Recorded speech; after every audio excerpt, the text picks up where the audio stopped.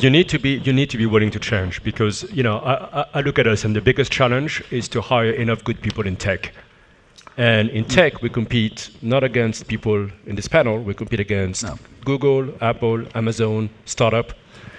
We set up an office in Austin where one of the goals is to be able to recruit a lot of talented tech people in Texas, because it's a better hub than California or Southern California to hire people.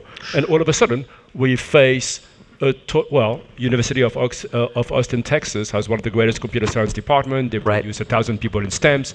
So you have new problems that finance wasn't confronted 20 years ago, and we need to address them. And for this, we need flexibility.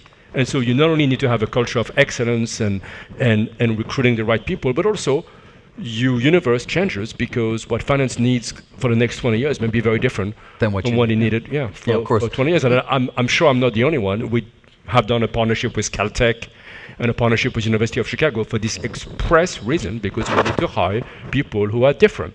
25 years ago, I think finance was very good at hiring white American male. I think this is not acceptable.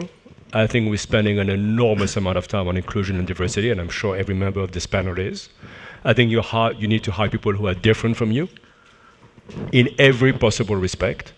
I just came back from Asia last week, where we have 120 people in Japan, where we're incredibly committed to the Japanese market, where we need to slightly modify our culture. We need to hire people differently.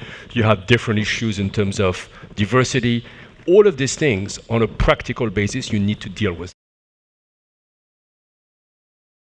I think you have a set of values which is global. It's one firm, and that you treat people fairly and equally, and that management cares just as much about what's happening in Japan and Australia than they care about what's happening in Southern California. And it takes work, and it takes a management committee where you have the head of Asia who's represented, the head of London who's represented, and the head of Asia used to be in the US. She moved to Asia. She's doing an amazing job running Asia, but you move people around. I always say, when you run a company, you're a custodian to the next generation. You're a custodian. You don't own it, you're a custodian. And someone else one day will take your job and hopefully will do a better job than you have, and that'll be the measure of your success.